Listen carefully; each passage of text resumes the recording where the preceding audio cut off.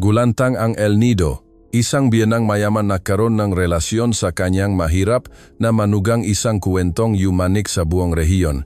Taginit nun sa El Nido kumikinang ang ginintuang sikat nga, araw sa ibabaw ngang dagat.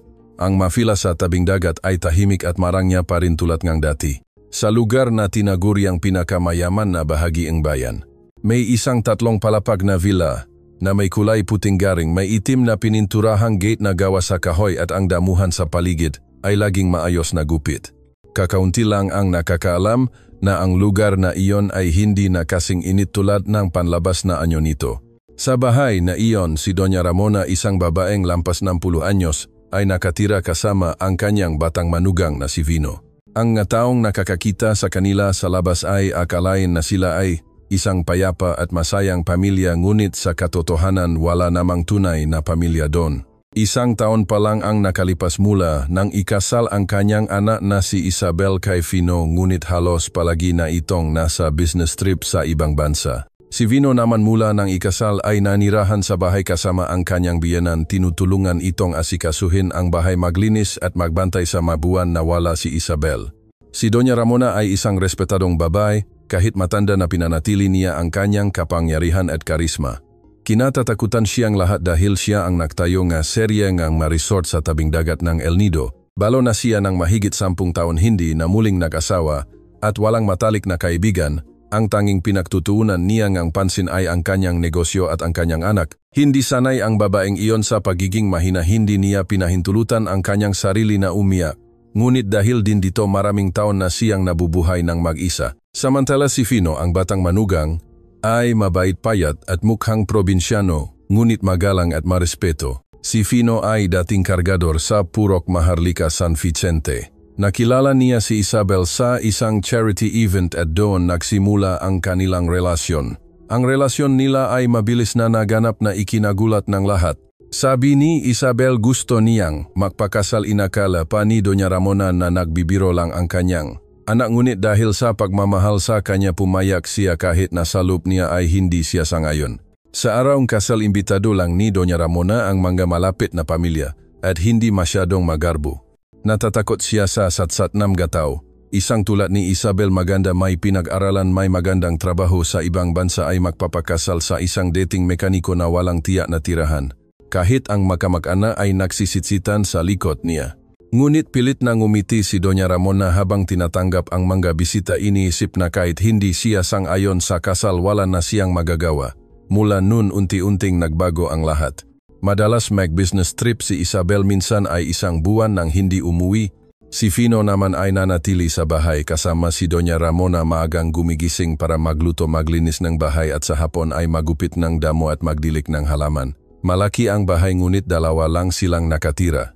Sa simula hindi pinapansin ni Doña Ramona si Vino maliban sa mga tanong tulad ng, napatay mo na ba ang kalan? O nagsaing ka na ba? Pinanatili niya ang malinaw na distansya dahil sa isip niya ay manugang lang ito at siya ay biyenan, walang dahilan para maging malapit.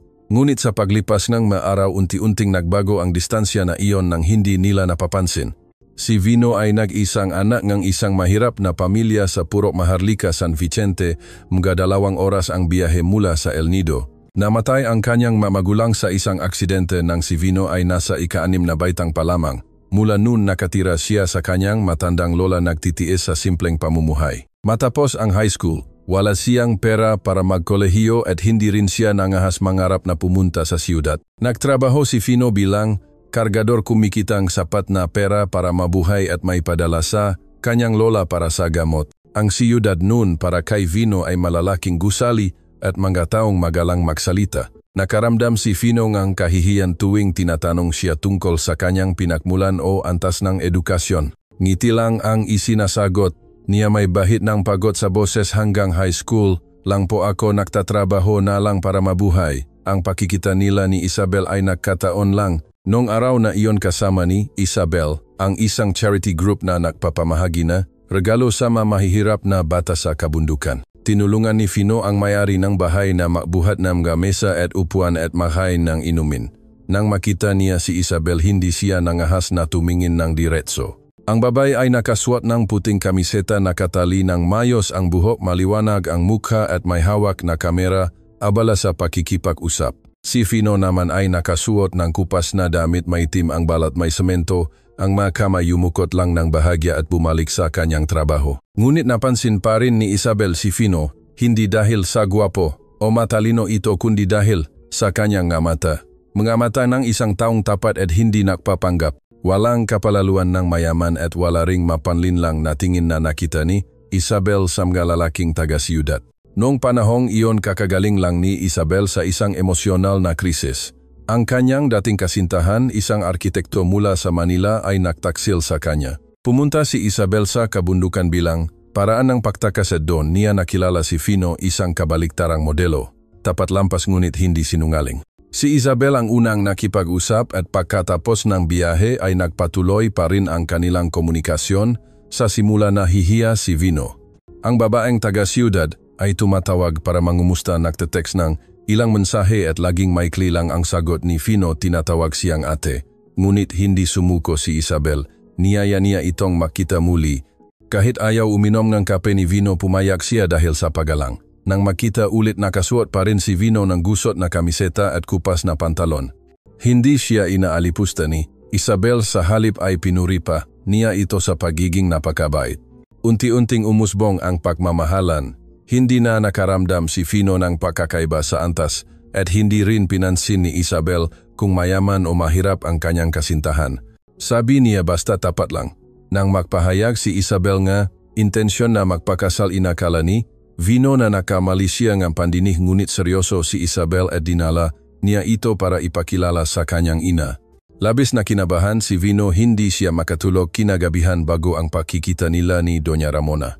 Nakasuot noon si Doña Ramona ng itim na sutlang blusa, nakapusot ng mayos ang buhok at malamig ang mata. Mula sa simula pa lang hindi niya gusto ang binata. Walang pinag-aralan, mukhang probinsyano at walang matatag na trabaho. Kahit pilit na pinanatili ni Vino ang pagiging magalang, pilit na gumagapang sa bawat salita, tinatanong lang siya ni Doña Ramona ng formal. Pagkatapos ngang pagkikita, sinabi niya kay Isabel, kahit sino ang piliin mo basta huwag kang magdurusa. Matanda na ako, hindi ko na kayang mag-alala habang buhay. Nagpasya si Isabel na magpakasal. Pumayag si Doña Ramona dahil sa anak, ngunit sa loob niya ay hindi siya sangayon. Ang kasal ay simpleng isinagawa, inanyayahan ang mga malalapit lang at hindi malawak na ibinalita. Sa araw kasal, nakasuot si Vino ngang hiniram na suet, si Isabel ay nakniningning sa kanyang puting gown habang si Doña Ramona ay nakatayo sa likod na may mukhang mahirap basahin. Pagkatapos ang kasal, tumanggap si Isabel ang kontrata para magtrabaho sa Japan sa loob ng 6 na buwan. Madalas siyang umalis at hindi umuwi. Pinanatili ni Doña Ramona si Vino na manirahan sa kanya para magbantay sa bahay. Nahihiya si Vino ngunit hindi siya nangahas na sumuway. Kaya sa 3 palapag na villa sa tabi na dagat, 2 na lang ang natira, isang makapangyarihan at malamig na biyenan at isang mabait at lampas na manugang. Hindi masyadong nakikipag-usap si Doña Ramona kay Vino. Araw-araw umalis siya sa umaga para magtrabaho at sa gabi ay kumakain nang mabilis bago umakyat sa kanyang silid. Tahimik namang nagluluto si Vino, nagwawalis, naglilinis ng bintana at nagdidilig ng halaman. Hindi siya nangahas na makipag-usap at hindi rin nagrereklamo. Araw-araw ay binabati niya ang kanyang biyenan ng magandang umaga po, Ginang Reyes. Nakapagluto na po ako. Sa simula halos hindi sumasagot. Si Doña Ramona parang hindi niya naririnig, ngunit sa paglipas ng mga araw ang boses ni Vino na bumabati ay patuloy na naririnig na nagsimulang magpabago ng kanyang damdamin. Araw-araw ay maagang gumigising si Vino. Bago pa sumikat ang araw, naririnig na ang tunog ng tubig, pagiwa ng gulay at tinitikta ng kalan sa kusina ni Doña Ramona sa ground floor. Wala siyang maraming masarap na pagkain na lutuin, ngunit pinilit niyang matutong ang ilang simpleng putahe mula sa internet. Champorado, tinapa o daing na bangus na may brown rice. Alam niya kasi na si Doña Ramona ay hindi mahilig sa mamantika at mapili sa pagkain. Sa simula hindi pinansin ni Doña Ramona ang pagkain. Sanay na siyang kumain sa labas o kaya ay isang tasangang kanin at ilang piraso lang ang pinakuluang gulay at isang basong gatas bago umakyat sa kanyang silid. Ang lutong bahay ni Vino, kahit maayos ang pagkakahanay, ay parang hindi mahalaga sa kanya. Ngunit hindi sumuko si Vino. Araw-araw, eksaktong alas 6 nga, gabi handa na ang pagkain sa mesa. Hindi siya kumakain ng maaga. Laging hinihintay niya ang biyanan bumabati nagsasalin ng sabaw pagkatapos ay tahimik na umaakyat sa itaas para kumain ng mag-isa. Pagkatapos isang araw bumuhos ang malakas na ulan. Ang ulan sa El Nido tuwing tag-ulan ay minsan biglang dumating at mabilis ding umaalis na parang bumubuhos. Huling umuwi si Doña Ramona basang-basa, hawak ang mabigat na bag at nanghihina ang mga paa dahil sa madulas na daan. Narinig ni Fino ang tunog ng gate, dali-daling lumabas para magbukas. Hindi siya nagdala ng payong at hindi rin siya nakasuot ng sinalas. Tumakbo siya sa ilalim ng ulan, kinuha ang bag sa kamay ni Doña Ramona at inalalayan siya papasok ng bahay. Ay, Ginang Reyes, ayos lang po ba kayo? Basang-basa na po kayo. Malamig ang boses ni Doña Ramona. Lumayo ka, basang-basa ka rin, baka makasakit pa tayong dalawa. Hindi sumagot si Fino, yumuko lang at huminging ang paumanhin. Pagkatapos ay tahimik na kinuha ang tuwalya mula sa banyo. Inabot niya ang tuwalya kay Doña Ramona, pagkatapos ay kumuha ng mainit na tubig, nilagyan ng luya sa baso at hinaluan ng kaunting pulot. Umupo si Doña Ramona sa sofa, bahagyang nanginginig at ang kanyang buhok ay basa at nakakalat sa makabilang piski. Nang ilapak ni Fino ang baso ng mainit na tubig sa mesa, tahimik siya at ang kanyang kamay ay bahagyang nanginginig habang kinuha ang baso ng tubig na mabango ang amoy ng luya na nagpapainit sa malamig na sala. Sa unang pagkataon sa loob ng ilang linggo, ininom ni Doña Ramona ang lahat. Walang idinagdag si Vino. Bumaba siya sa kusina upang ihanda ang pagkain tulad ng dati.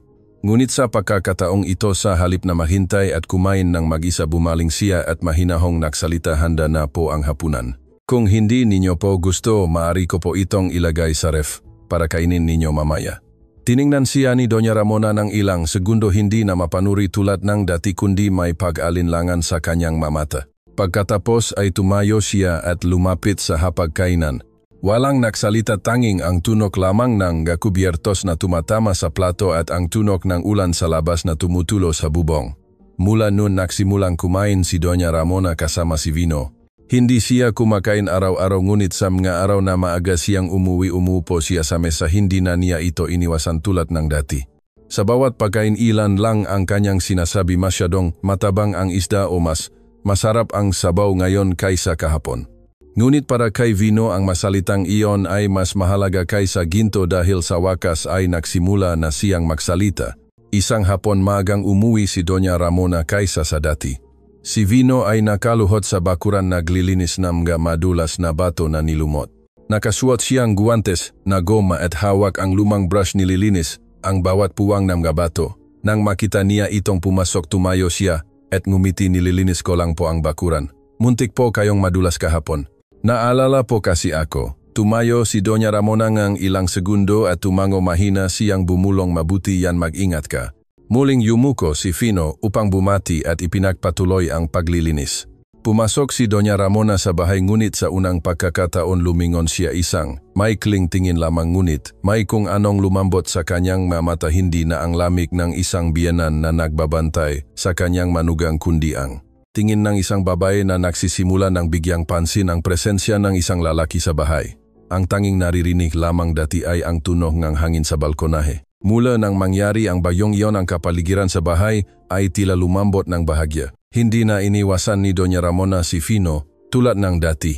Bagamat nanatili siyang seryoso at hindi masyadong ngumingiti o nagsasalita, nagbago na ang kanyang mata. Hindi na ito mapanuri na tingin na parang hinuhusgahan ang isang estranghero, kundi isang tahimik na pagmamasid. Si Fino naman ay nanatili pa ring masipag at magalang, kaunti ang salita ngunit marami ang gawa. Sa umaga maaga siyang gumigising para magluto at maglinis ng bahay. Pag-alis ni Doña Ramona papuntang trabaho, lumalabas siya sa bakuran para maglinis ng bintana, magwalis ng hardin at magdilig ng halaman. Walang nagutos sa kanya at walang pumupuri, ngunit kusang-loob pa rin niyang ginagawa ang bawat maliit na bagay. Ang isang katulong ay hindi gagawa ng ganun kasipag at kakaunti rin ang mga miyembro ng pamilya na namumuhay ng ganun kaayos kung hindi sila tunay na nagpapahalaga sa lugar na kanilang tinitirhan. Minsan napansin ni Vino na may punit sa tuping akyat ni Doña Ramona. Maliit lang ang punit, ngunit nasa bahagi ng manggas. Madali itong mapansin kung isusuot. Walang sinabi si Vino, tahimik siyang umakyat sa kanyang silid at maingat na tinahi ito gamit ang karayom at sinulit. Simpleng tahi lang ito, ngunit ginawa ng may buong pag-ingat. Pagkatapos ibinalik niya ito sa dati nitong lugar nang hindi ipinapaalam kay Doña Ramona. Nang muling isuot ni Doña Ramona ang jacket para magtrabaho at aksidenteng tumingin sa salamin doon niya lang napansin. Natigilan siya ngang ilang segundo pagkatapos ay tahimik na hinaplos ang bahagi ngang tela kung saan tinahi. Ang tahi ay hindi pantay ngunit mayos na mayos sa isang tapat na paraan. Hindi ito tahingang babae kundi malinaw na tahingang kamay ngang isang lalaki na lampas ngunit ginawa ng may pag-iingat at hindi dahil sa obligasyon. Sa hapunan mahinang, nagtanong si Doña Ramona, ikaw ba ang nagtahi ng jacket ko? Sa silid ko nagulat ng bahagya si Fino pagkatapos ay tumango. Opo, nakita ko po kasing may punit, baka po mahihiya kayong suotin sa labas kaya tinahi ko lang po pansamantala. Kung hindi po ninyo gusto ipapayos ko po sa tindahan para maging maganda. Tiningnan siya ni Doña Ramona, walang idinagdag ngunit sa loob niya ay may nararamdaman siyang mahirap pangalanan. Gaano nakatagal mula nang walang sinumang nagalala sa bawat tahi, sa bawat damit niya, matagal na siyang nakalimot na dati siyang babae, na dati siyang hinahaplos ang buhok ng kanyang asawa, na dati siyang tinatanong, pagod ka ba ngayon? Aking mahal, habang tumatagal ang maliliit na bagay na ginagawa ni Fino ay nakakuha ng kanyang atensyon. Isang basong mainit na tubig na laging handa tuwing umuubo siya ng bahagya, isang upuan na maayos na nahila tuwing upo siya, isang pares ngang sinalas na nakalagay sa tabi ngang pinto sa umaga. Lahat na ito ay mahinahon, hindi ipinagmamalaki, hindi naghihintay ng pakilala. Nang gabing iyon nakahiga si Doña Ramona sa kama, nag-iisip ng matagal at hindi makatulog. Hindi niya maintindihan kung bakit may kung anong bumabagabag sa kanyang puso. Sino bang biyenan ang nagbibigay ng ganong atensyon sa kanyang manugang? Ngunit malinaw na ang pakiramdam ngang kalungkutan sa kanyang puso ay unti-unting napupunan ng maliliit na bagay mula sa binata. Hindi maingay, hindi matamis ang salita, ngunit tahimik na nagpapagalaw sa kanyang puso. Si Fino naman nagsimula na ring mapansin na hindi na tulad ng dati ang mamata ni Doña Ramona. Hindi na malamig, hindi na malayo. Tuwing nakakasabay sila sa bahay, nagtatakpo ang kanilang mamata at agad na umiwas. Ngunit ang sandaling iyon, kahit ilang segundo lamang, ay sapat na para guluhin ang puso ni Fino. Hindi siya nangahas na mag-isip ng malalim. Laging sinasabi niya sa sarili na biyanan ito at hindi dapat, talagang hindi dapat makaroon ng maling pag-isip. Ngunit habang pilit niyang tinataboy ang madamdamin, mas lalo itong lumalagos sa bawat sulok ng kanyang puso. Isang hapon, habang naglilinis ng hagdanan, biglang nadulas at nahulog si Fino. Buti na lang at bahagya lang siyang nasugatan. Ngunit sapat ang lakas ng tunong ng pakahulog para magulat si Doña Ramona na nasa itaas at dali-daling bumaba. Nang makita si Finong nakahiga sa sahig, nagulantang siya, ayos ka lang ba? Wala bang nabaliwala po? Gasgas lang po. Nadulas lang po ako. Tinulungan ni Doña Ramona itong makaupo, bakas pa rin ang pag-aalala sa kanyang mamata. Nangalkal siya sa aparador at kinuha ang kahon ng gamot. Habang nililinis niya ang sugat sa kamay ni Fino, napakalapit nila sa isa't isa, sapat na upang marinig nila ang hininga ng bawat isa. Umiling si Fino habang si Doña Ramona naman ay nanginginig, ang kamay hindi malaman kung dahil sa pag-aalala o sa ibang damdamin. Sa sandaling iyon napagtanto nilang dalawa ang isang bagay. Mula noon may isang espesyal na katahimikan sa pagitan ng biyanan at manugang, isang bagay na hindi pa nila kayang pangalanan. Matapos ang pagkadulas niya sa hagdan, nagsimulang limitahan ni Fino ang paglilinis sa mga madulas na lugar. Sinabi ni Doña Ramona sa kanya na magpahinga ng ilang araw, ngunit pinanatili pa rin ni Fino ang dating gawi, gumigising ng maaga para magluto nga almusal at tanghalian, at sa gabi ay nagluluto nga hapunan. Ang gasgas sa kanyang kamay ay nagilom na may bahagya na lang na pulang marka. Ngunit ang araw na makatabi, silang nakaupo, ang sandali na nangingini ang kamay ni Doña Ramona habang pinapahid ang gamot kay Fino ay nanatili pa rin sa isip ng bawat isa. Nagsimulang magpanatili ng distansya si Fino.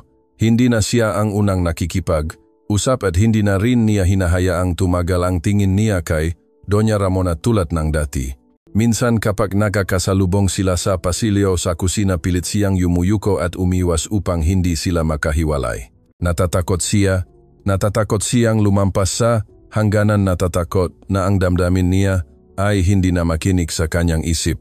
Alam niyang isang maling hakbang lang at guguho ang lahat. Si Doña Ramona naman, kahit pinanatili niyang kalmado ang kanyang sarili sa labas, ay may daan-daang tanong sa kanyang puso. Sinisisi niya ang kanyang sarili na siya ay matanda na kaya dapat ay alam niya kung saan ang hangganan at na ang pangingining ng kamay niya noong araw na iyon ay hindi dapat naganap. Ngunit ang kanyang puso ay hindi kasing reasonable ngang kanyang isip. Maraming taon siyang nanirahan sa malaking bahay tinatawag na Madam Director, ngunit sa gabi siya ay nakahiga pa rin ng mag-isa, walang nagtatanong, walang nagtatakip ng kumot, walang nagsasalin ng isang basong tubig. Akala niya sanay na siya, ngunit mula nang dumating si Vino tila nagulo ang lahat. Isang araw huling umuwi siya mula sa trabaho at umulan muli. Sa pagkakataong ito hindi malakas na ulan kundi malamig na ambon.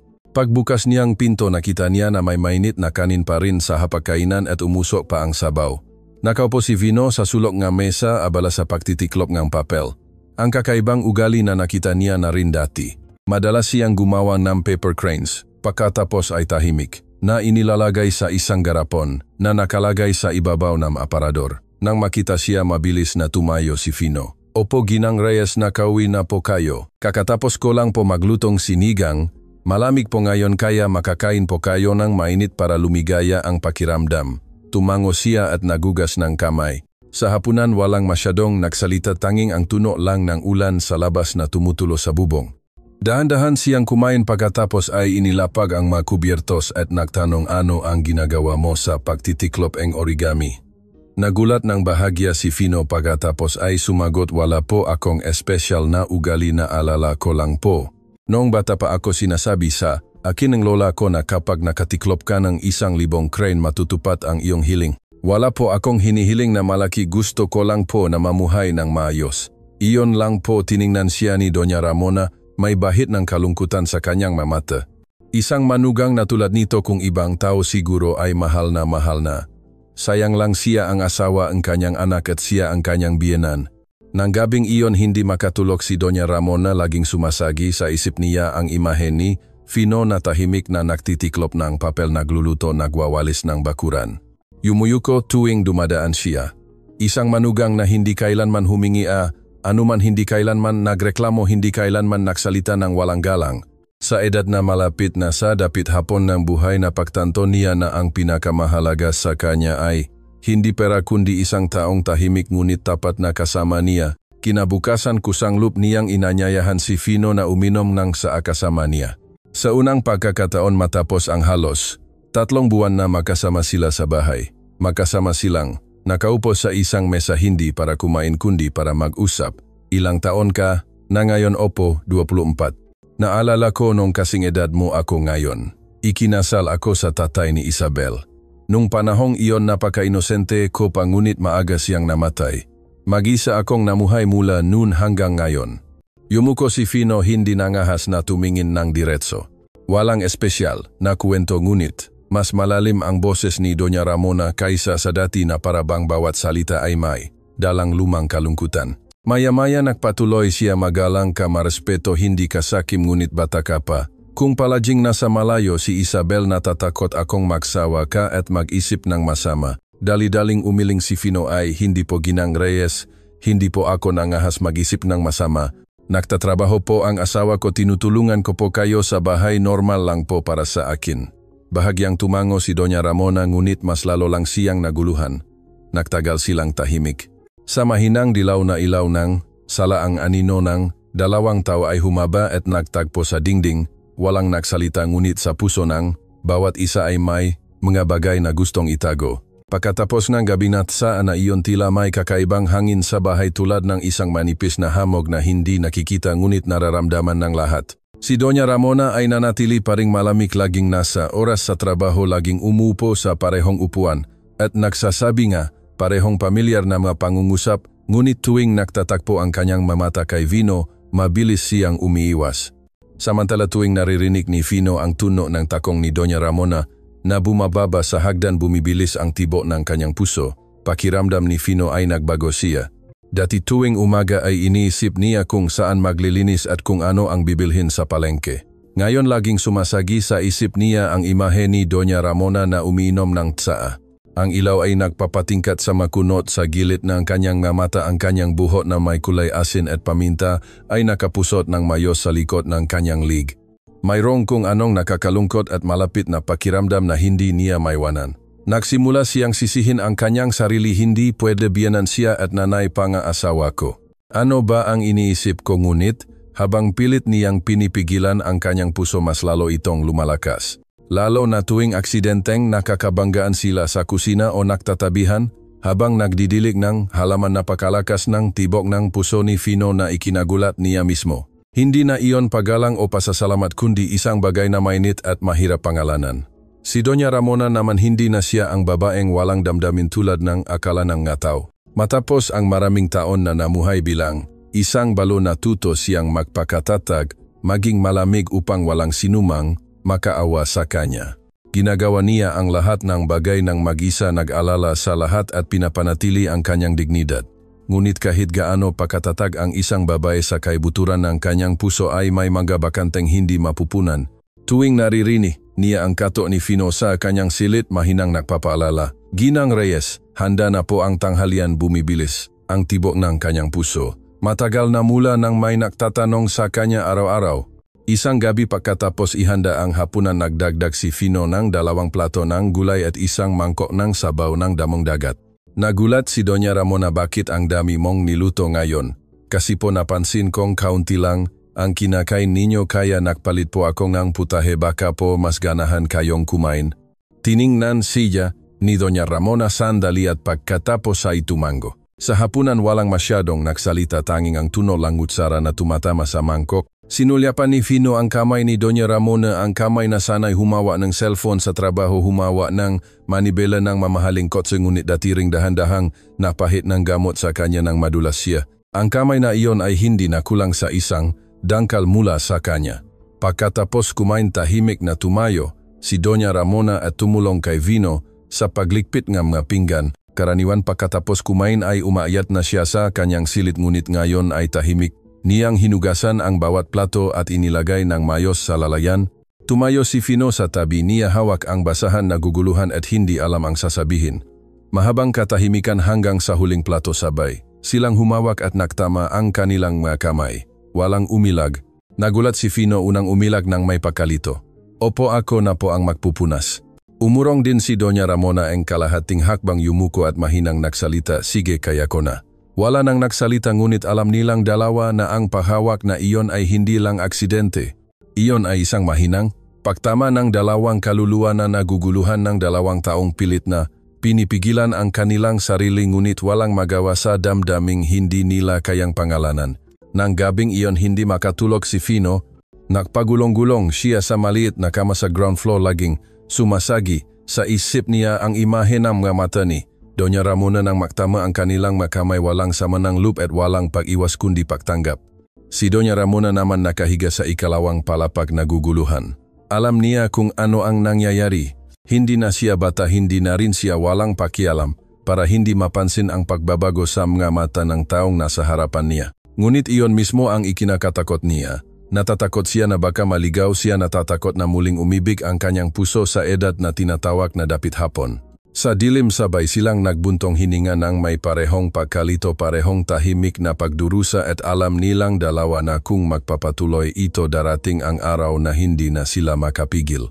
Pagkatapos nga araw na naktama ang kanilang makamay sa lababo, pilit na pinanatili ni Doña Ramona ang distansya. Mas maaga siyang umalis sa trabaho kaysa sa dati at mas huli na rin siyang umuwi.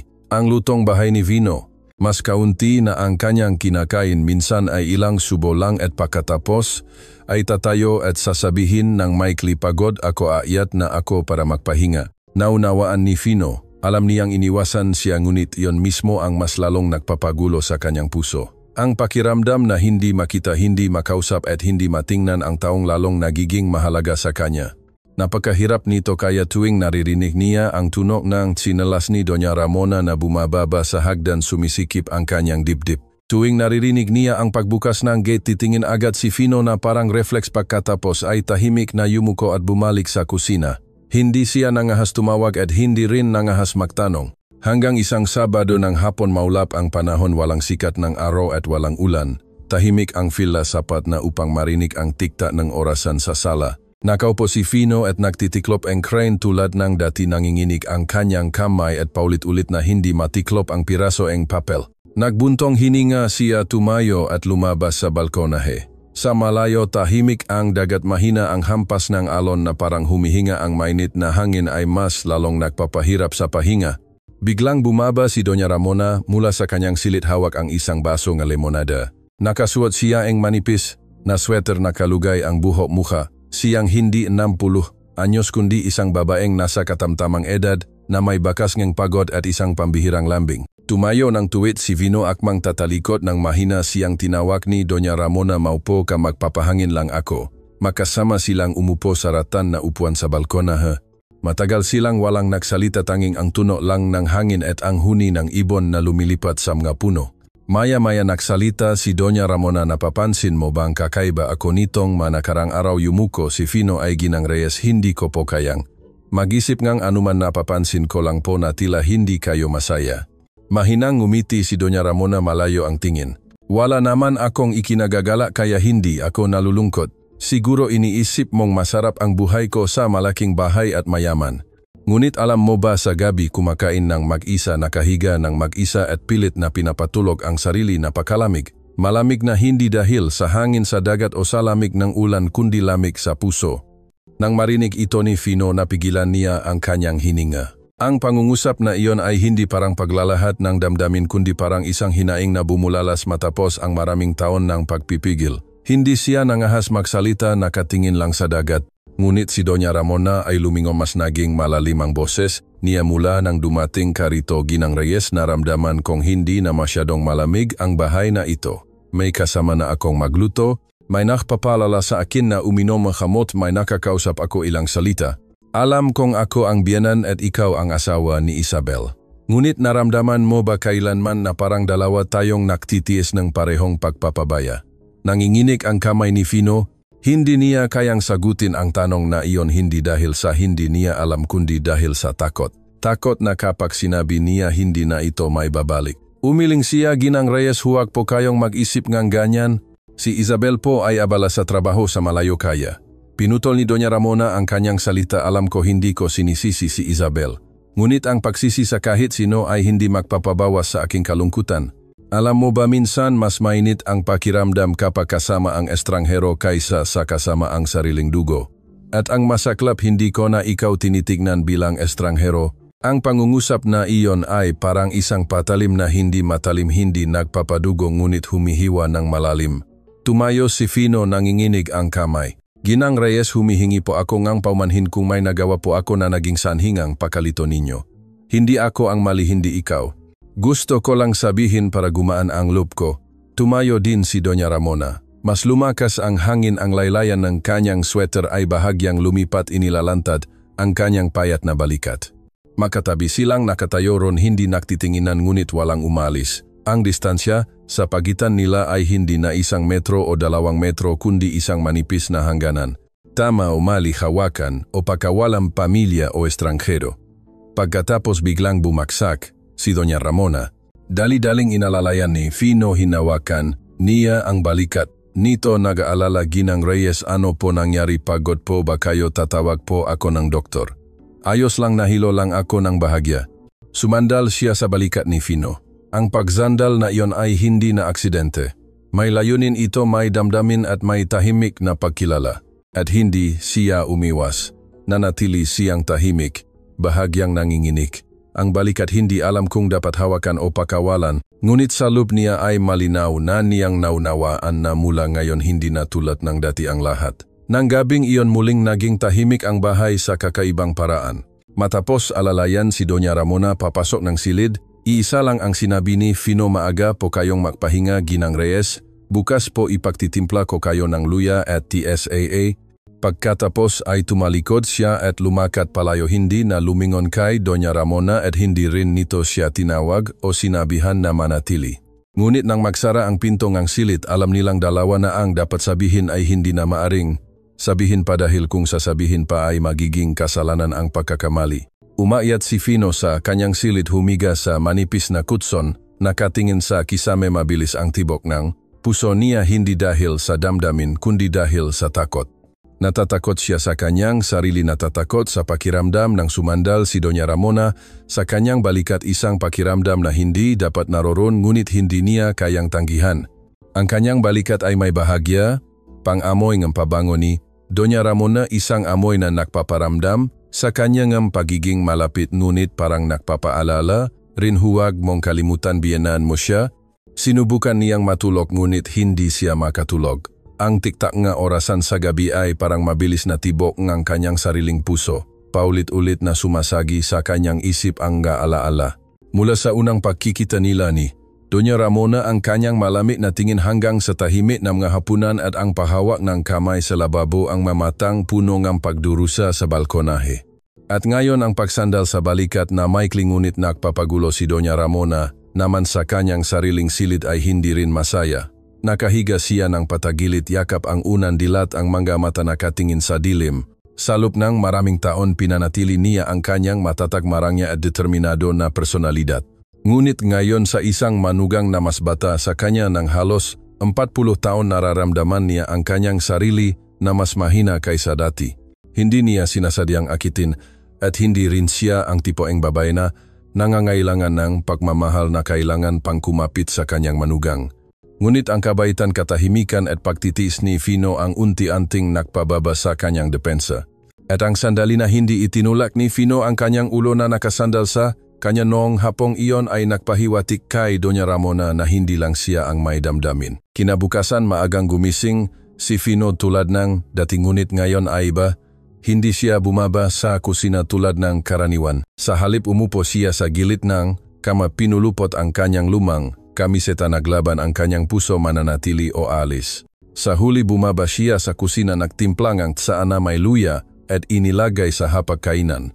Hindi na siya naglutongan anuman at hindi rin siya naghanda ng mesa. Nagsalin lang siya ng 2 tasa ng tsaa at lumabas sa hardin para umupo. Maaga pa sa El Nido, malamig ang hangin, hindi pa matindi ang sikat ng araw ngunit ang kanyang puso ay hindi kasinggaan ng sikat ng araw sa umaga. Bandang alas 7 bumaba si Doña Ramona, tiningnan ang walang lamang hapagkainan, may umusok pa rin at saan na may luya, natigilan siya. Hindi niya tinawag si Fino, tahimik lang siyang lumabas sa salamin na pinto at tiningnan ang hardin. Nakaupo si Fino sa bato, nakatingin sa kawalan nang marinig ang pagbukas ng pinto. Lumingon siya at magalang na tumayo. Opo ginang Grej, gising na po kayo. Bakit wala kang niluto ngayon? Yumuko si Fino. Opo, humihingi po akong pahintulot ginang Reyes, may gusto po akong sabihin. Tumango si Doña Ramona, lumabas at umupo sa upuan sa tapat. Nanatili silang tahimik hanggang sa magsalita si Fino. Sa tingin ko po dapat po akong humingi ng pahintulot sa inyo na lumipat ngang tirahan. Tutal po malapit na rin pong umuwi si Isabel. Sa tingin ko po ay mahirap po para sa akin na manatili sa isang bahay. Bahagyang natigilan si Doña Ramona, mahigpit niyang hinawakan ang laylayan ng kanyang damit ngunit napakahinahon siyang tumango.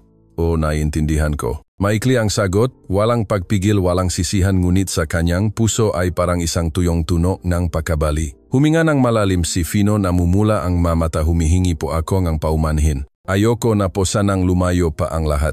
Mahal ko po kayo, totoo po, pinahahalagahan ko po kayo bilang isang miyembro ng pamilya. Ngunit kung mananatili pa po ako, natatakot akong hindi ko na po kayang pigilan ang aking sarili.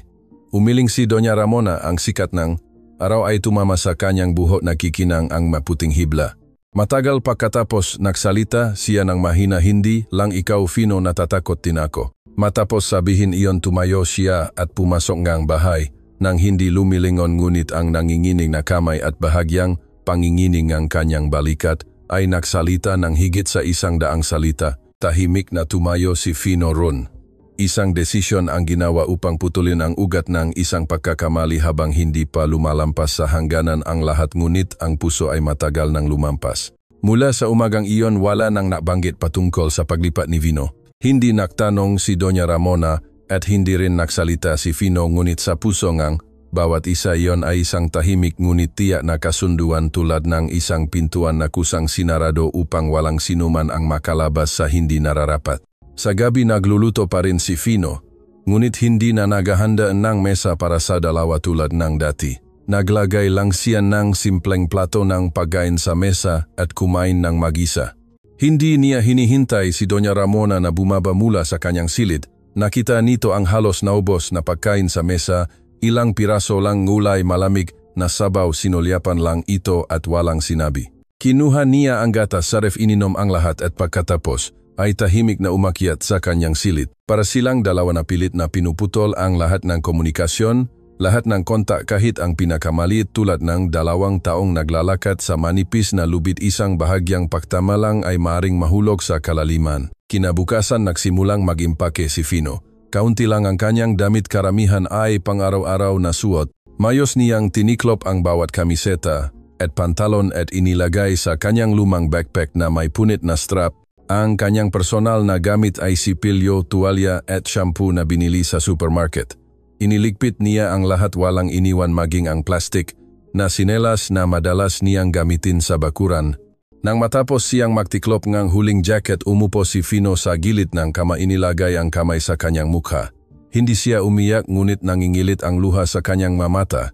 Mula nang dumating siya sa siyudad, ito ang unang pagkakataon na naramdaman niyang nakatira siya sa isang tunay na tahanan, may mainit na pagkain, may nakihintay, may pamilyar na tunog ng yapa tuwing gabi.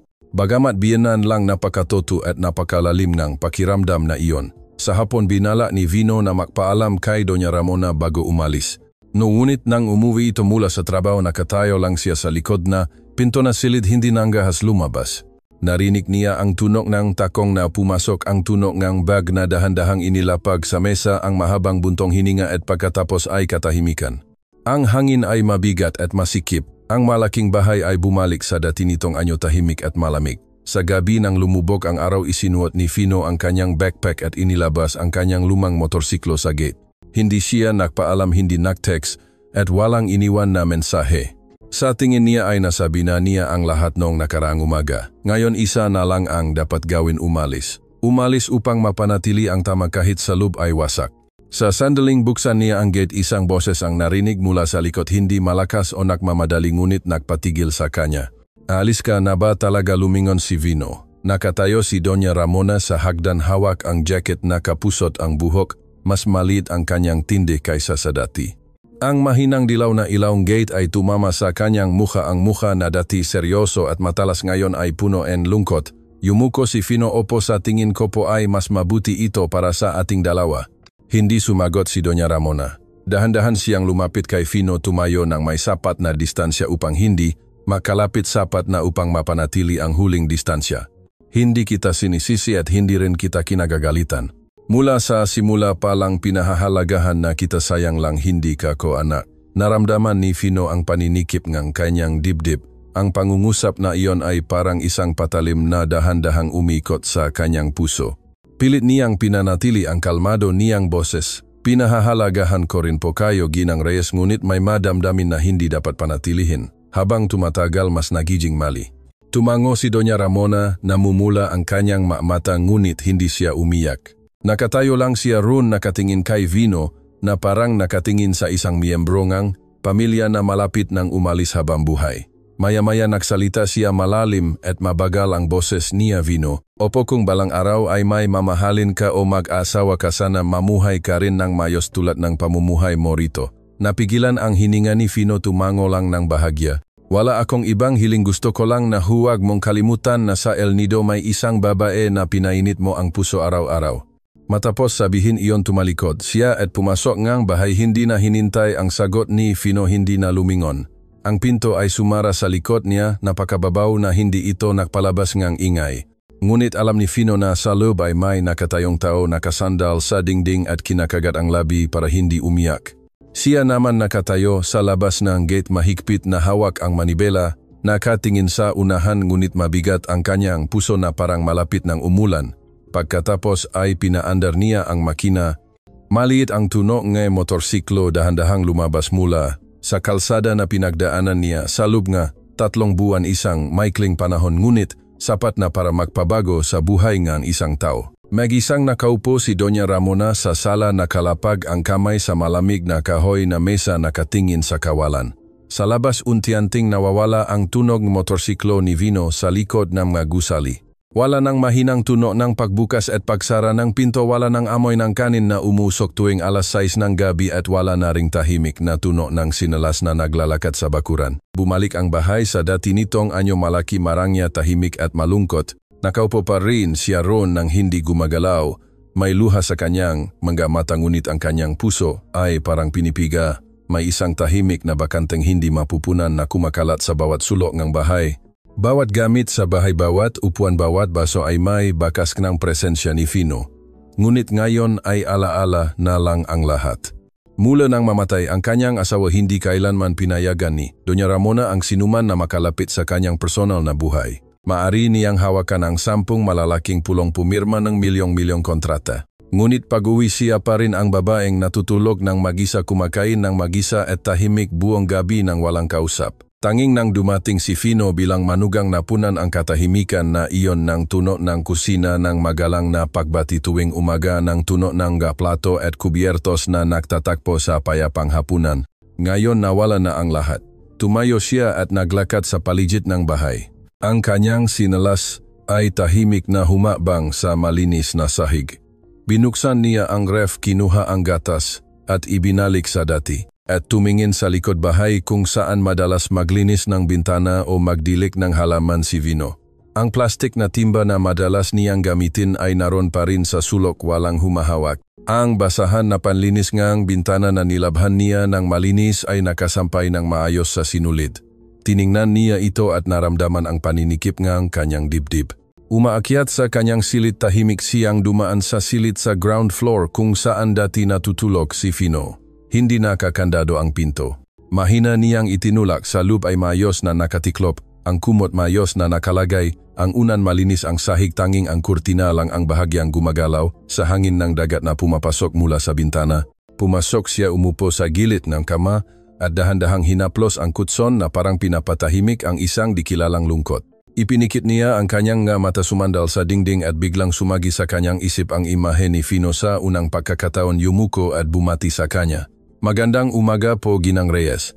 Isang simpleng pagbati na sumama sa kanya sa loob ng tahimik na mga araw. Si Vino naman matapos umalis sa bahay ni Doña Ramona, hindi niya alam kung saan siya pupunta.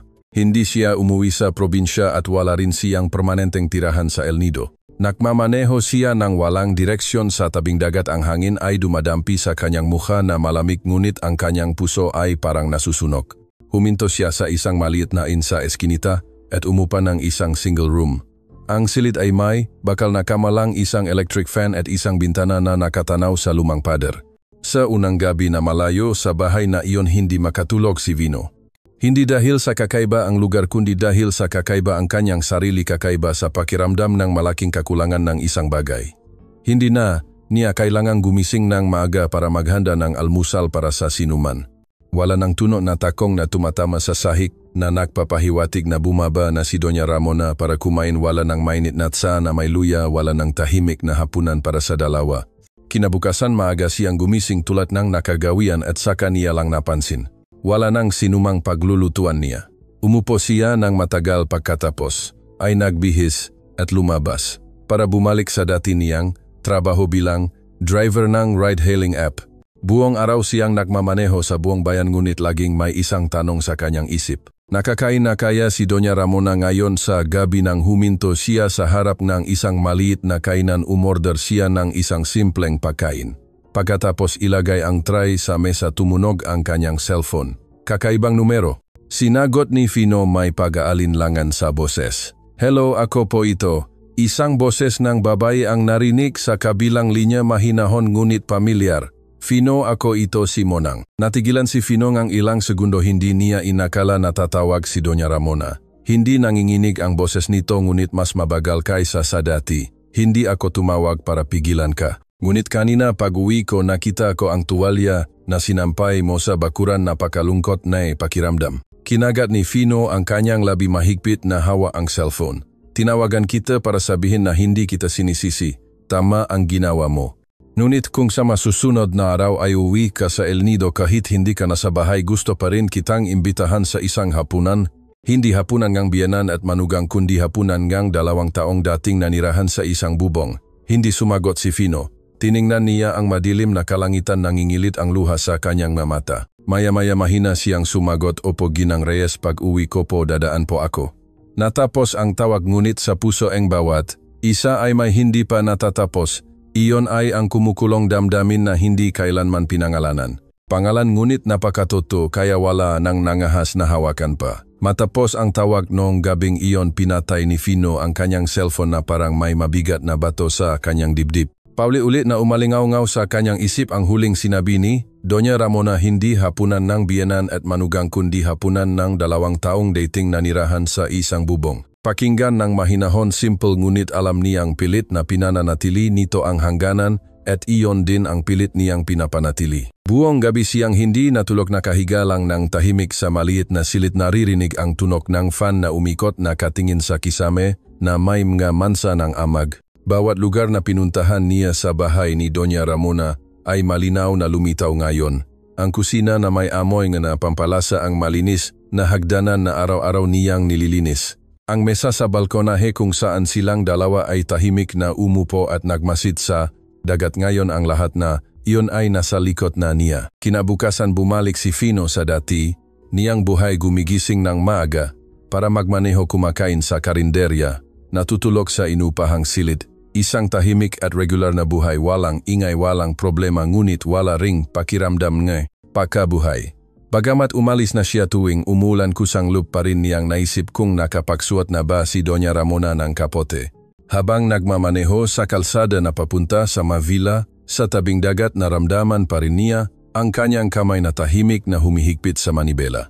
Ilang araw pagkatapos, nalaman ni Fino na umuwi na si Isabel, ang kanyang asawa mula sa Japan. Ang nabalita ay hindi si Doña Ramona at hindi rin si Isabel, kundi isang kaibigan mula sa dating charity group. Bigla ang balita, ngunit hindi ito nakakagulat. Dahil sa totoo lang matagal nang wala na ang tunay na damdamin sa pagitan ni Vino at Isabel. Nag-text si Isabel kay Vino ng isang linya lang. "Kumusta ka, nakauwi na ako. Sa tingin ko ay dapat tayong makita." Nabasa ni Vino ang text message habang nakaupo sa isang coffee shop sa tabing kalsada, kung saan siya madalas pumunta habang naghihintay ng biyahe. Matagal siyang nakatingin sa screen bago mag-type ng sagot, "Kailan ka ba libre, sabihin mo lang." Pinili ni Isabel ang dating coffee shop kung saan sila dating nagde-date bago ikasal. Nang makita muli matapos ang halos kalahating taon, wala nang galak-galit, lungkot o kagalakan, tanging isang nag-alangang katahimikan lamang. Si Isabel ay tulad pa rin ng dati, may maikling buhok, puting kamiseta, bahagyang payat, samantalang si Fino ay nakasuot pa rin ng lumang kamiseta at lumang motorsiklo, may bahagyang pagmumuni-muni sa kanyang mamata. Si Isabel ang unang nagsalita, "Nabalitaan ko kay mama na lumipat ka na." Tumango si Fino, "O, umuwi ka na, kaya ibinigay ko na lang ang bahay para mas comfortable kayo." Uminom ng tsaa si Isabel, malayo ang tingin, "Hindi ko alam kung ano na ang nangyari. Sabi lang ni mama na hindi na kayo nakakasundo, hindi na ako nagtanong pa. Kasi sa totoo lang pakiramdam ko hindi na tayo ganun kalapit." Tumahimik si Fino. Nagpatuloy si Isabel, "Ngayon mas mahina na ang boses niya.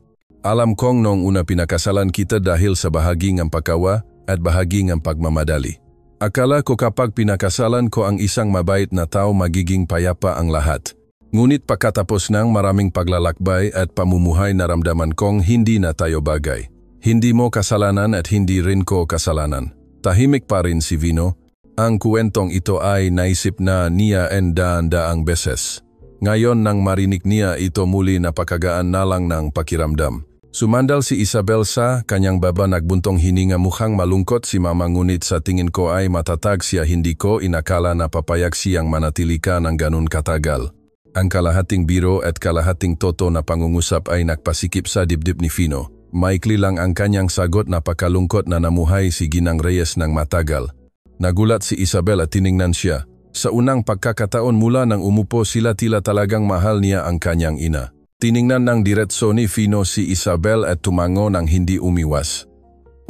Ngunit hindi ito tulad na pagmamahal ng manugang sa biyenan at hindi rin ito pagmamahal na parang makasintahan, kundi ang pakiramdam ng 2 tao na parehong kulang sa pagmamahal at nagtatabihan lamang para makalipas ang mga araw. Matagal na tahimik si Isabel, pagkatapos ay mahina siyang nagsalita, "Kung gayon hindi na ako makikialam." Tumayo si Fino, bahagyang natigilan. Tiningnan siya ni Isabel ng kalmado, "Ako at ikaw ay maaga o huli rin na magdidiborsyo. Tungkol naman kay mama, kung babalik ka, sana huwag mo na siyang saktan. Sanay na siyang mabuhay ng mag-isa, ngunit ang mabuhay ng malungkot ay walang sinuman ang dapat masanay Nagtapos ang pagpupulong sa isang pakikipakamay, walang luha, walang pagpipigil, walang sisihan, tanging pagkilala lamang. May mga relasyon na kailangan ng tumigil sa isang punto upang magbigay daan sa ibang bagay. Kahit mali ngunit totoo. Nang hapong iyon nakatayo si Fino sa harap ng lumang fila, hindi kumatok sa pinto, hindi nag-doorbell. Nakatingin lang siya ng matagal. Wala nang pagdurusa sa kanyang puso. Tanging isang tanong lang. Kung babalik ako muli, kaya siyang magbubukas ng kanyang puso. Pagkatapos ng pagkikita nila ni Isabel, hindi agad umuwi si Fino sa inupahang silid. Naglakad-lakad siya sa mga kalsada, sa tabing dagat, sa bawat pamilyar na kanto kung saan sila dating bumibili ng gulay ni Doña Ramona. Pumupunta sa panaderya, tahimik na naglalakad ng makasama na parang maestranghero, ngunit napakalapit. Naguguluhan ang puso ni Vino. Ngunit iba sa dati. Sa pagkakataong ito ay mas malinaw ang kanyang nararamdaman kaysa dati.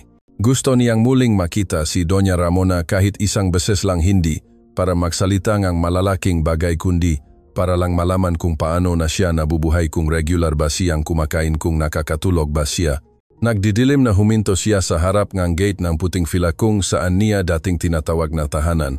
Hindi nakakandado ang gate, nakabukas ang ilaw sa balkonahe. Ang mainit na dilaw na ilaw ay lumalabas pa rin mula sa kusina sa loob tulad ng dating, ngunit walang tunog ng yapa. Walang tunog ng kutsilyo o chopping board, walang amoy na sabaw na umusok tulad noong nandun pa si Fino. Nakatayo siya sa labas ng gate, mahigpit na hawa ang kanyang kamay. Isang tulak lang ng pinto ay makakapasok na siya. Ngunit parang nakabaon ang kanyang mapaa sa lupa. Sa sandaling iyon, mula sa loob ng bahay narinig ang tunog ng pagbukas ng pinto. Si Doña Ramona ito nakasuot ng simpleng damit sa bahay. Ang buhok ay hindi nakapusot ng mataas tulad ng karaniwan, kundi nakalugay sa balikat mukha, siyang bahagyang pagod. Natigilan siya nang makita si Vino sa labas ng gate. Sa loob ng ilang segundo walang nagsalita sa kanila. Mahina ang hangin na nagpapagalaw sa kurtina at sa dilaw na ilaw nagtama ang kanilang mamata. Sa unang pagkataon matapos ang maraming araw na hindi nakita, ngunit puno pa rin ng pamilyar na damdamin na parang hindi sila kailanman nakahiwalay. Vino, mahinang tawag ni Doña Ramona. Opo, bumalik lang po ako sa El Nido ng ilang araw. Dadaan lang po sana ako nang makita kong nakabukas ang ilaw, kaya huminto po ako saglit. Hindi po ako nagpapalipas ng oras. Lumapit pa si Doña Ramona, kalmado ang boses niya. Pasok ka, gabi na. Bakit ka nakatayo sa labas? Nagalangan si Vino. Ako, hindi ko po alam kung dapat akong pumasok. Pumasok ka. Nagluto ako ngang sabaw pero hindi ko alam kung sino ang kakain. Kung hindi ka papasok siguro ay itatapon ko na lang. Ang pangungusap ay mahinahon. Walang sisihan, walang pagpapaalala sa nakaraan, ngunit naramdaman ni Vino ang paninikip ng kanyang dibdib. Tumango siya at dahan-dahang lumakat sa gate, sumunod kay Doña Ramona papasok ng bahay. Ang hapunan noong gabing iyon ay dalawang simpleng putahe lang, ginataang kalabasa na may butong isda at piniritong isda. Ngunit nang umupo si Vino sa mesa, naramdaman niya ang paninikip ng kanyang lalamunan. Bawat kubyertos, bawat plato ay lumapa rin. Ang posisyon ng upuan ay hindi nagbago, tanging ang tahimik na distansya sa pagitan nilang dalawa ang iba. Buong hapunan ay walang nagbanggit ng nakaraan, tanging mga simpleng tanong lang. Ano ang ginagawa mo nitong mga nakaraang araw? Nagmamaneho po ulit ako ng motorsiklo. Mayos naman po ba? Maluwag ba sa inupahan mo? Opo, nakasanayan na po, Ginang Reyes. Pagkatapos ng hapunan, si Doña Ramona mismo ang nagsalin ng tsaa. Inanyayahan si Vino na umupo ulit sa balkonahe. Makasama silang umupo sa dating pwesto. Mahina ang hangin sa dagat, kumakalat ang amoy na tsaa. Ang lahat ay parang hindi nagbago, tanging ang puso ng tao ang nagbago. Maya-maya mahinang nagsalita si Doña Ramona na sabi na ni Isabel, sa akin ang lahat. Tungkol sa pagkikita ninyong dalawa, alam ko na rin na wala ka ng damdamin para sa kanya. Hindi kita sinisisi. Bahagyang tumango si Vino. Opo, napakasunduan na po namin. Siguro po ang diborsyo ang mas mabuti para sa aming dalawa. Tumingin sa malayo si Doña Ramona. Akala ko tama ang lahat ng ginawa ko. Pinili ko para kay Isabel, nagpasya akong kung ano-ano para sa kanya, ngunit sa huli ay hindi ko naprotektahan ang kaligayahan ng sinuman. Lumingon si Vino. Sa unang pagkakataon ay direkta siyang tumingin sa mga mata ni Doña Ramona matapos ang maraming araw ng pagkakahiwalay. Hindi po kayo nakamali, Ginang Reyes. Masyado lang po kayong matagal na namuhay ng nag-iisa, kaya masyado kayong naglagay ng labis na pag-asa sa ibang tao. Tahimik ang hangin na patuloy na umihip.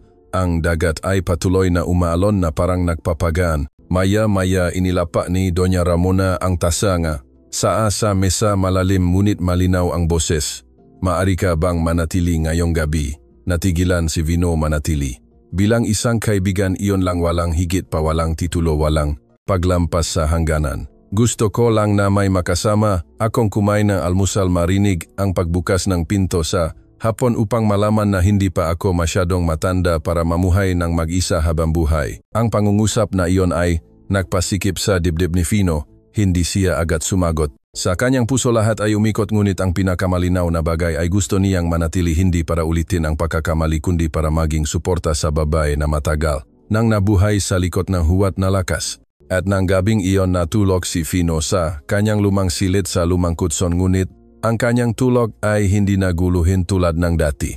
Si Doña Ramona naman sa kanyang silid sa itaas ay sa unang pagkakataon ay nakatulog ng mahimbing nang hindi nag-aalala hanggang umaga. Alam lang nilang dalawa na bukas hindi pa rin tuluyang magiging payapa ang lahat. Kinabukasan nagising si Vino sa pamilyar na silid sa ground floor. Ang sikat na araw sa umaga ay tumagos sa butas ng kurtina at tumama sa malamig na tileflor. Ang silid ay tulad pa rin ng dati mayos malinis at may bahagyang amoy nga sabon na nanatili sa unan. Bumangon siya tahimik na tiniklop ang kumot pagkatapos ay matagal na nahugas ng mukha na parang pilit na pinapawi ang pagkalito na nanatili mula kagabi. Nang lumabas siya na silid na sa kusina na si Doña Ramona. Nagluluto siya ng almusal, isang bagay na bihira mangyari. Dati kumakain lang siyang lutong ni Vino bihira siyang humawak sa kusina. Ngunit ngayon siya mismo ang nagluluto ng itlog lugaw at hinihiwa ang gulay. Tahimik ang kusina ngunit mainit. Nang makita si Vino na pumasok bahagya lang siyang tumango at nagsalita maupo ka tapos na akong magluto. Nahugas ng kamay si Vino humila ng upuan tahimik na tiningnan si Doña Ramona habang ginagawa ang huling mga hakbang. Hindi na umiwas ang kanyang mata ngunit hindi rin nangahas na masyadong lumapit tanging tunay na pagpapahalaga ang pakiramdam ng muling pag-aalaga ng pinaglulutuan ng makaharap na umupo ng hindi na kailangan ng paliwanag. Lahat na ito ay parang isang luho na matagal na niyang hinahanap. Nang ilapag ang mainit na lugaw sa mesa umupo si Doña Ramona sa tapat niya nagsalin ng 2 tasaing tisa. Tahimik silang dalawa na kumain walang nakbanggit ng nangyari kagabi walang nagpaalala ng anuman ngunit ang kapaligiran ay hindi natens tulad ng dati. Sa halip may katahimikan ng 2 taong nakaranas ng isang malaking bagyo sa kanilang isip. Maya-maya nang tumayo si Vino upang tumulong sa paglikpit ng mesa nagsalita si Doña Ramona ngayon hindi ako pupunta sa resort gusto kong magpahinga sa bahay. Matagal na rin akong hindi nagpapahinga ng maayos. Tumango si Vino kung gayon ayusin ko po ang tubo sa likod bahay. Napansin ko po kasing may tagas mula pa nung nakaraang araw. Tiningnan siya ni Doña Ramona lumambot ang kanyang mata. Sige kung libre katulungan mo ako, salamat. Ganun lang kadali ang umaga. Inayos ni Vino ang tubo nilinis ang likod bahay at pinunasan ang mabintana. Ang mabagay na ginawa niya sa loob ng 3 buwan nun ngayon ay inulit niya na parang instinct. Ngunit ang kaibahan ngayon ay may nakaupo si Doña Ramona sa tabi niya minsan ay nag-aabot ng isang baso ng lemonada minsan ay nagtatanong ng ilang maliliit na bagay. Sapat na iyon para gumaan ang loob ng isang tao. Sa tanghali kumain silang simpleng pagkain pinakuluang gulay inihaw na isda at ginataang kalabasa walang arte, walang formalidad ngunit mas marami ang kinain ni Doña Ramona kaysa sa dati. Ganun din si Vino. Hindi na kailangan pang magsalita ngunit naunawaan nilang dalawa na ang ganitong hapunan ang matagal na nilang kinakailangan. Sa hapon nang mahanda si Vino na umakyat sa kanyang silid upang kumuha ng jacket para umuwi tumunog ang gate.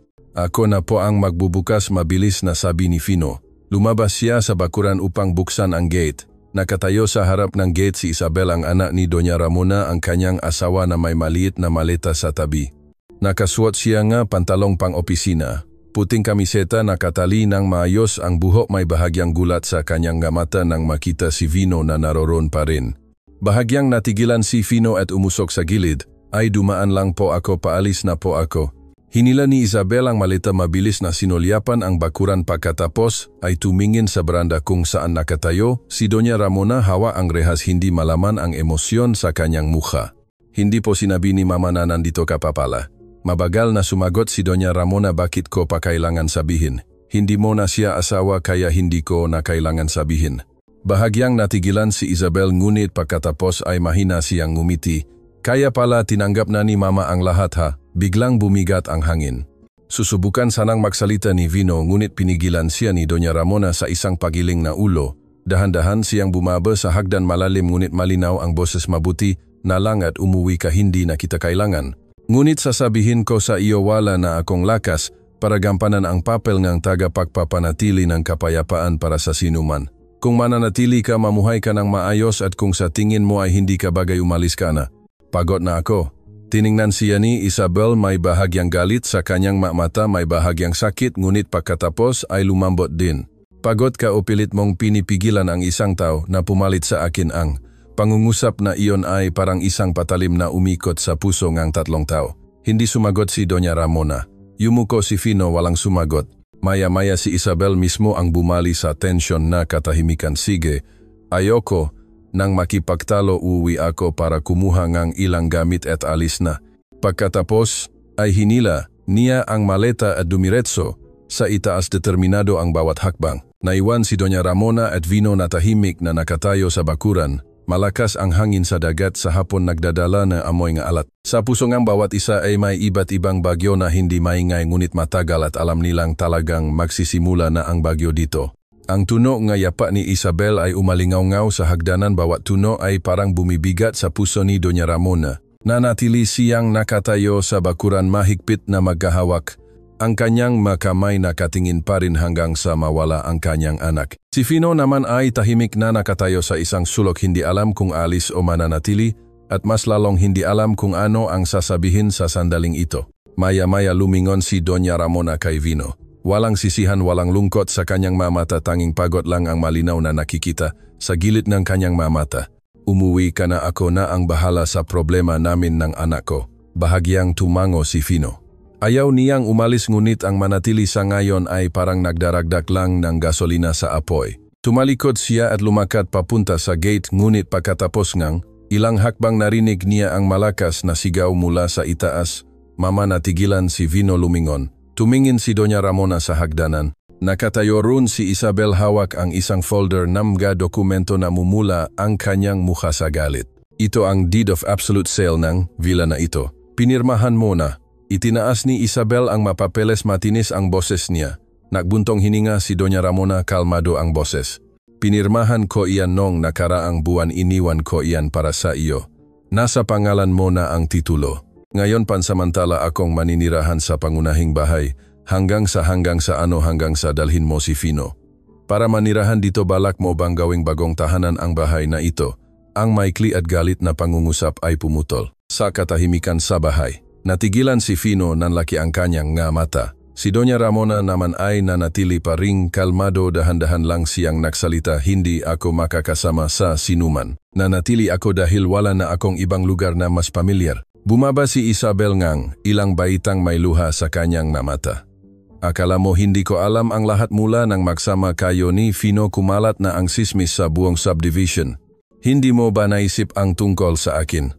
Hindi mo ba naisip ang tungkol kay Papa sa unang pagkakataon itinaas ni Doña Ramona ang kanyang ulo ng diretso?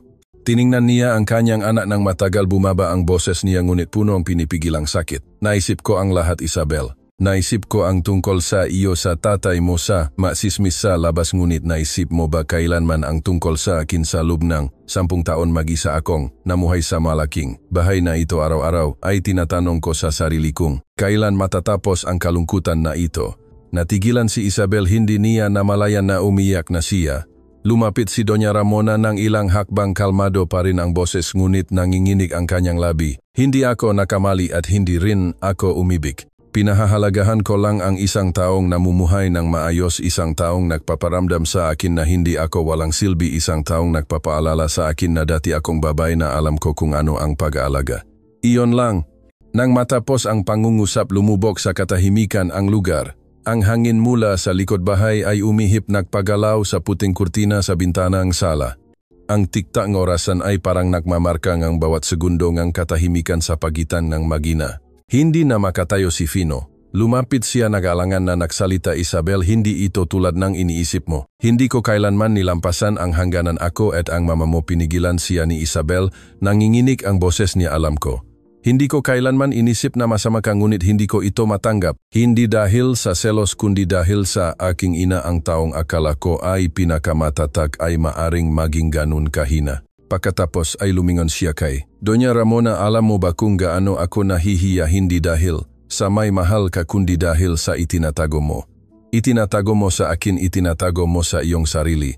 Hinihintay mo pa bang kumalat ang sismis bago ka magsalita? Bakit hindi ka naging matapang mula sa simula? Tahimik na tumayo si Doña Ramona, pinagsisikip ang kanyang labi na parang pinipigilan ang luha ngunit pagkatapos ay nagbuntong hininga dahil natatakot akong mawala ka. Isang napakahinang pangungusap na nagpahagulgol kay Isabel. Hindi na siya makatayo. Umupo siya sa hagdanan, nakatakip ang mukha sa kanyang makamay, humihigbi na parang bata. Lumapit si Doña Ramona, dahan-dahang umupo sa tabi niya, walang sinabi, inilagay lang ang kanyang kamay sa balikat ng kanyang anak. Si Fino naman ay nakatayo ang ilang hagbang ang layo, hindi alam kung magpapatuloy o babalik ngunit ang kanyang mamata ngayon ay hindi na natatakot o nagdurusa tulad ng dati. Sa halip may pakiramdam ngang kaluwagan dahil sa wakas ay nasabi na ang dapat sabihin kahit masakit at nakakasira ngunit totoo. Maya-maya tumayo si Isabel, mahina ang boses. Mama, hindi kailangan mo pang humingi ng tawad, mamuhay ka lang ng totoo sa iyong sarili. Tiningnan ni Doña Ramona ang kanyang anak, bahagyang tumango. Hindi na ako magtatago ngunit hindi ko rin hahayaan na may sinumang mahihiya sa akin. Lumingon si Isabel kay Fino, lumambot ang kanyang mamata. Ikaw rin. Kung balang araw ay gusto mo pang bumalik, huwag mo nang itago ang anuman. Mamuhay ka lang ng totoo, basta tapat ka, walang sinumang may karapatang pigilan ang kaligayahan ng sinuman. Tumango si Vino. Sa unang pagkakataon ay tiningnan niya si Isabel ng may pagpapahalaga. Sa sandaling iyon naunawaan nilang tatlo na may malamat na hindi na kayang ayusin ngunit mula roon ay maaring pumasok ang ilaw. Pagkatapos na habing iyon wala nang naksalita pa. Ang kapaligiran sa villa na dati, tahimik ngayon ay mas lalo pang naging nakakapanindig, balahibo. Nanatili pa rin si Isabel sa bahay ngunit bihira siyang bumaba. Karamihan sa kanyang oras ay ginugol niya sa kanyang silid para mag-isip at magpakalma ng kanyang sarili matapos ang labis na emosyon. Tahimik naman si Doña Ramona na parang walang nangyari. Maaga pa rin siyang gumising para mag-alaga na hardin, maghanda ng pagkain para sa buong pamilya tulad ng nakasanayan sa loob ng maraming taon. Ngunit ang kanyang mata tuwing titingin siya sa itaas ay may bahid ng kalungkutan na mahirap ipaliwanag. Si Vino naman mula sa pag-usap na iyon pinili niyang umalis. Inilipat niya ang kanyang gamit mula sa maliit na inupahang silid malapit sa bahay ni Doña Ramona at lumipat sa isang simpleng boarding house malapit sa pagawaan ng kahoy kung saan siya nagtatrabaho. Hindi dahil sa takot o kahihiyan kundi dahil naramdaman niyang kailangan niyang hayaang kumalma ang lahat. Tumatawag pa rin siya kay Isabel, nagte-text ng ilang linya para mangumusta sa kanyang kalusugan ngunit bihira itong sumasagot. Isang gabi nakatanggap si Vino ng tawag mula kay Doña Ramona. Mahina ang boses nito na parang hangin, may gagawin ka ba? Gusto kong pasamahan mo ako sa isang lugar. Hindi na siya nagtanong pa, agad siyang dumating. Sa sasakyan hindi masyadong nagsalita si Doña Ramona. Kalmado ang kanyang mukha, tanging ang hangin sa hapon ang nagpapagalaw sa kanyang buhok. Ang kanilang patutunguhan ay isang maliit na sementeryo na nasa burol kung saan inilibing ang kanyang asawa si Don Ricardo, 8 taon na ang nakakaraan. Inilapak niya ang kumpol ng puting krisantemo sa puntot ng kanyang asawa at umupo sa bato, nagbuntong hininga. Ang tagal na mula nang nangahas akong bumalik dito, Vino. Tuwing nakatayo ako sa harap ng kanyang puntot, pakiramdam ko ay may kasalanan ako. Mahinang umupo si Vino sa tabi niya, hindi sumasali sa pag-usap. Nang mamatay siya, ipinangako ko sa aking sarili na hindi na ako magbubukas ng puso sa sinuman. Dahil akala ko ang magmahal matapos ang pagkawala ay pagtataksil, ngunit habang nabubuhay ako mas naramdaman kong pinapahirapan ko lang ang aking sarili. Lumingon si Doña Ramona kay Fino, nanikip ang kanyang boses, siguro ikaw ang pagkakamali ko. Ang relasyong ito ay hindi dapat nagsimula ngunit dahil sa iyo ay nalaman kong buhay pa ako. Mahina siyang hinawakan ni Fino, matatag. Ang kanyang mata, hindi ko kailanman pinagsisihan Ginang Reyes, basta't hindi kayo nahihiya sa inyong sarili, ganon din po ako. Tahimik silang dalawa ng matagal. Ang bawat buksong hangin ay dumadaan sa sementeryo, nagdadala en amoy en damo at ang tunog ng gadahon. Ang lahat ay napakapayapa, isang kapayapaan na hindi pa nila kailanman naranasan mula nang matuklasan ang damdamin sa pagitan nila. Nang magdilim mahinang nagsalita si Doña Ramona mula bukas pupunta ako sa Maynila. May kaibigan ako na nagbukas ng charity center, tutulong ako doon sa loob ng ilang panahon. Para na rin bigyan ng espasyo si Isabel na mag-isip. Nagulat si Fino, talaga po kayong aalis o kailangan kong umalis dahil kung mananatili ako ay mas lalo lang mahihirapan ang anak ko. Hindi ko siya mapipilit na tanggapin ang lahat dahil lang sa gusto kong maging payapa ang loob ko. Yumuko si Fino, lumalim ang kanyang boses. Kung gayon paano naman kayo, mahinang ngumiti si Doña Ramona. Sa unang pagkakataon matapos ang maraming araw ang ngiti niya ay walang kasamang luha. Kung balang araw ay naririto ka pa rin at tapat pa rin, naniniwala ako na ang lahat ay mangyayari sa paraang nararapat. Huwa lang pilitin. Hayaan na lang ang panahon ang magsabi. Tahimik si Fino. Naintindihan niya. Binibitawan niya hindi dahil sa wala na siyang pagmamahal kundi dahil pinili niya ang mas tamang landas para sa lahat. Ang pagiging mapagpatawad, ang pag-urong ng babaeng may karanasan na iyon ay mas lalo niyang pinahalagahan at pinasasalamatan. Sa pag-uwi wala na silang idinagdag ngunit sa puso nila ay may bawat isa ay may bagong determinasyon. Lumabas si Doña Ramona mula sa gulong ng kanyang buhay upang hanapin ang kapayapaan habang patuloy naman si Fino na mamuhay ng maayos upang walang sinumang mahihiya kapag naalala ang kanyang pangalan. Si Isabel naman ay hindi pa rin alam na ang desisyon nga kanyang ina na umalis ay magiging isang malaking pagbabago na magpapabago sa kanyang pag-isip magpakailanman. Nang umalis si Doña Ramona sa El Nido, umulan isang biglang ulan tulad ng mga nakaraang buwan, basang-basa at malamig ngunit nagdadala rin ng kakaibang pakiramdamang kaluwagan. Hindi hinatid ni Isabel ang kanyang ina. Nakatayo lang siya ng tahimik sa bintana, nakatingin sa taksi na umalis sa gitnang fila na may halo-halong damdamin sa kanyang puso. Sa mga nakaraang araw marami na siyang umiyak dahil sa gulat, dahil sa sakit, dahil sa pagkawala, ngunit higit sa lahat ay dahil unti-unti niyang naunawaan ang bagay na akala niya ay pagtataksil. Ang kanyang ina, ang babaeng pinahahalagahan ng maraming tao dahil sa kanyang katatagan, sa kanyang katalinuhan at pagiging perpekto, ngayon ay siya naman ang nagpapagulo sa kanyang sariling anak. Ngunit habang iniisip ni Isabel, mas lalo niyang nararamdaman na hindi maaring manatiling mabigat ang kanyang puso dahil sa likod ng matatak na panlabas ng kanyang ina ay isang babaeng matagal nang naisa sa loob ng halos 10 taon. At si Fino ang mabait, tahimik, matiyaga at laging nagtitis na asawa.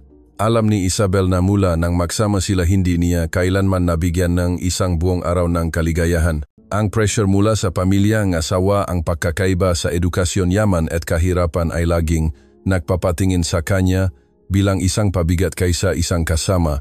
Ngayon pagkatapos ngang lahat, napagtanto niya na si Fino ang tanging tao na hindi kailanman nakasakit sa kanya kahit na sa oras na nakamali siya at pumasok sa bawal na lugar. Nang gabing iyon, kusang-loob na nag-text si Isabel kay Fino, pwede ba tayong makita saglit? Ilang minuto lang dumating na si Fino. Nagkita sila sa isang maliit na coffee shop sa tabing dagat kung saan sila dating nagde-date bago ikasal. Ang lugar ay tulad pa rin ng dati, tanging ang mataw ang nagbago. Matagal na tiningnan ni Isabel si Fino bago magsalita. May gusto akong itanong sa iyo, ikaw at si Mama, kailan nagsimula ang damdamin na iyon? Hindi umiwas ng tingin si Fino, kalmado siyang sumagot. Matapos kang umalis 6 na buwan na ang nakalipas. Noong panahong iyon ay nadulas ang mama mo. Ako ang nagdala sa kanya sa emergency room. Mula sa mga pag-aalaga at pag-uusap, unti-unting naging gawi ang lahat, ngunit hindi namin sinasadyang lampasan ang hangganan. Tumigil siya, bumaba ang boses niya. Ang lahat ay nangyari ng natural tulad ng pahinga. Hindi namin sinasadya ni Mama Isabel. Tumango siya at nagtanong, pangunit pinagsisihan mo ba kailanman? Tahimik si Fino. Maya-maya ay sumagot siya, puno ng sinseridad sa boses, maraming beses. Ngunit hindi dahil sa pagmamahal ko sa mama mo kundi dahil sa nasaktan kita. Kahit hindi na tayo masaya, sa tingin ko ay dapat kong nilinaw ang lahat bago pa man iyon ang pinakamalaking pagkakamali. Umiling si Isabel, bumuhos ang luha sa kanyang pisngi, ngunit sa pagkakataong ito ay wala na siyang galit, tanging isang nag-aalap na kalungkutan. Umalis na si Mama. Hindi ko alam kung gaano siya katagal alis o kung babalik pa ba siya. Ngunit kung may damdamin ka pa rin para kay Mama, hindi ko ito pipigilan.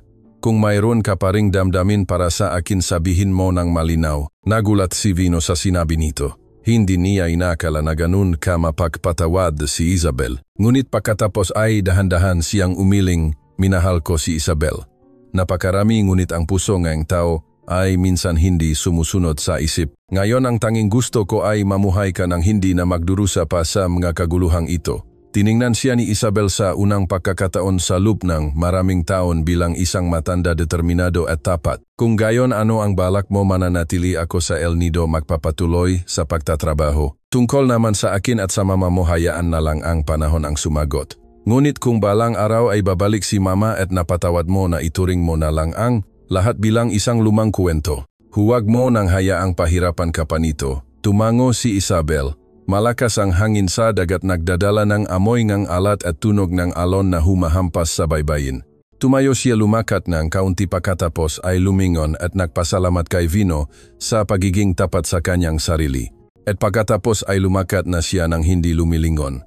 Tiningnan ni Vino ang kanyang likod na pagkagaan ng pakiramdam sa kanyang puso.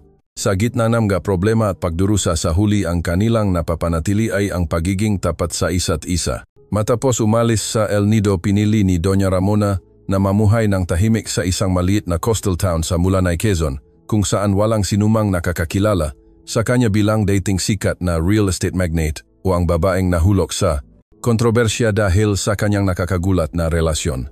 Umupa siya ng isang maliit simpleng bahay puting pader at sa paligid ay may tanim na gulay at nag-aalaga ng ilang manok. Sa unang maaraw halos hindi siya nakikipag-ugnayan sa sinuman, pumupunta lang sa palengke para magluto at umupo para tumingin sa dagat. Unti-unting lumalaki ang kanyang tiyan araw-araw minsan ay mahinang sumisipa na nagpapangiti sa kanya. Sa unang pagkakataon sa kanyang buhay hindi na niya iniisip ang makontrata presyong lupa o mga bidding. Iniisip niya ang isang bata. Minsan ay inilalagay niya ang kanyang kamay sa kanyang tiyan at bumubulong na parang nakikipag-usap sa bata sa kanyang, "Sinapupunan ikaw ang pinakamalaking kaaliwan ko. Kahit hindi ka ipinanganak sa magandang sitwasyon, ipinapangako kong mamahalin kita nang buo lahat ng hindi ko kailanman nangahas ibigay sa sinuman." Araw-araw payapang namumuhay si Doña Ramona ngunit may mga gabi rin na hindi siya nakakatulog. Ang paghahanap kay Vino ay nagpasikip sa kanyang dibdib. Hindi ito paghahanap sa isang batang lalaki kundi paghahanap sa isang taong nakinig sa kanya, isang taong nag-alala sa kanya tulad ng isang kasama. Ang damdamin na iyon ay huli nang dumating ngunit napakatoto na nakakasakit. Isang hapong umuulan nakatanggap siya ng express mail hindi mula kay Vino kundi mula kay Isabel. Sa sulat hindi sinisisi ni Isabel ang kanyang ina, isinulat lang niya, "Dati ay galit na galit ako sa iyo mama ngunit pagkatapos ay naunawaan ko na isa ka ring babae tulad ng iba at may karapatan ka ring magmahal. Hindi ko kayang burahin ang lahat ng nyari ngunit ayoko nang ipagpatuloy ang pamumuhay sa put. Kung gusto mo handa akong tanggapin kapag uwi mo kapag manganak ka na." Napayak si Doña Ramona. Ang mahuling luha ngunit may pakiramdam ng kaluwagan. Alam niya na ang pagpapatawad na iyon ay isang buong proseso ang pagpapagaling para sa kanyang anak at alam niyang hindi na niya maaring biguin ito. Isang linggo pagkatapos nagpasya siyang bumalik sa El Nido hindi para humingi ng anumang bagay kundi para harapin ang katotohanan. Sa biyahe pabalik hindi siya tumitigil sa pag-isip tungkol sa unang araw na inuwi siya ni Vino mula sa ospital. Tungkol sa pagkataon na makasama silang uminom ng saa at hindi sinasadyang umiyak siya sa harap nito. Naalala niya ang mamatang iyon, walang pahuhusga, walang pagnanasa, tanging pag-unawa lamang. Nang bumalik siya sa dating villa, ang lugar na dating tahanan, ngunit ngayon ay may napakaraming lamat. Matagal siyang nakatayo ng tahimik sa harap ng gate. Binuksan ni Isabel ang pinto, nakatayo sa harap ng kanyang ina ng tahimik. Hindi na kailangan na mga salita. Ang kanilang mga mata ay nagsalita na para sa lahat. Inilagay ni Doña Ramona ang kanyang kamay sa kanyang tiyan, mahinang nagsalita, "Gusto kong ipangana ang bata na ito sa bahay na ito. Kung tatanggapin mo pa rin, Isabel." Lumapit si Isabel, niyakap ang kanyang ina, ang unang yakap matapos ang maraming buwan ng pagkakahiwalay. "Tinatanggap ko ngunit may isang kondisyon, Mama. Dapat kang mamuhay ng toto sa iyong sarili, huwag mo nang ipagpatuloy ang pagdurusa. Ayoko na mamuhay ka sa natitirang bahagi ng iyong buhay sa pag-aalala." Ang pangungusap na iyon ay parang isang gamot na nagpagaling sa sugat sa puso ng magina. Sa isang iglap tila nawala ang lahat, ng bayo naiwan lang ang dalawang babay. Isang malapit ng maging ina muli, isang malapit ng maging 8 ng isang bata na dumating sa buhay dahil sa pagmamahal. Kahit na mali ang panahon ng pagmamahal, nang gabing iyon dumating si Vino. Nang makita si Doña Ramona na nakabalik, wala siyang sinabi, nakatayo lang ng tahimik. Mahinang ngumiti si Doña Ramona at nagsalita kay Vino wala na akong ibang hinihiling, gusto ko lang na mamuhay ka ng maayos at huwag mo nang sisihin ang iyong sarili. Ang nangyari sa atin ay nagtapos sa tamang oras. Bahagyang tumango si Vino, may bahid na ang pagkadismaya sa kanyang mamata ngunit mayroon ding pakiramdam ng kaluwagan. Alam niya na ang maikling pag-ibig na iyon kahit kinundana ay isang malalim na peklat para sa kanila at isang bagay din na nagpatanda sa bawat isa. Mula nang bumalik muling namuhay si Doña Ramona sa dating villa na puno nga. Alaala isang lugar na parehong simula at katapusan ng maling relasyon sa pagitan niya at ni Vino. Sa unang maaraw may pakailang pa rin. Tahimik si Isabel, iniwasan naman siya ni Vino. Si Doña Ramona naman ay pilit na pinanatili ang pinakakalmado niyang ekspresyon ngunit ang kanyang mamata na lumabo dahil sa edad at ang magabing walang tulog ay hindi nakatago sa patuloy na kalungkutan. Ang babaeng lampas ng 10 anyos ngayon ay buntis na ang halos 6 na buwan nagluluto, nang mag-isa nag-aalaga ng sarili at nagpapatingin sa OBGYN, nang mag-isa na parang paraan ng pagtubos. Isang hapon habang abala siya sa pagdidiling ng bulaklak sa likod bahay, bigla siyang nahilo. Ang sakit sa likod ay biglang dumating na halos hindi na siya makatayo. Sa sandaling iyon kakapasok lang ni Vino, mula sa labas nang makita si Doña Ramona na nanghihina ay dali-dali siyang lumapit upang alalayan. Nanginginig ang kamay ng binata habang inaalalayan siya upang makaupo sa kahoy na upuan. Ginang Reyes, ayos lang po ba kayo? Tatawagin ko po si Isabel. Dali-daling sinabi ni Vino, akmang tatayo ngunit mahinang umiling si Doña Ramona, hindi na kailangan umupo ka.